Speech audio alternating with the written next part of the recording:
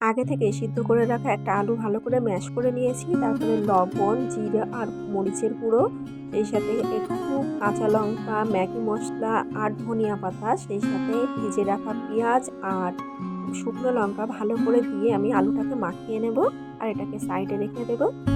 তারপরে সিদ্ধ করে রাখা ডিম অর্ধেকটা করে কেটে নেব আর এইভাবেই সবগুলো কেটে নিয়েছি। তারপরে এই কাটা অংশের উপরে মেখে রাখা আলু দিয়ে আমি খুব ভালো করে ফিল করে দেব। আর দেখো, হাত দিয়ে একটু চেপে চেপে ফিল করে দিতে হবে। আর তারপরে এইভাবে আমি সবগুলো করে নিলাম।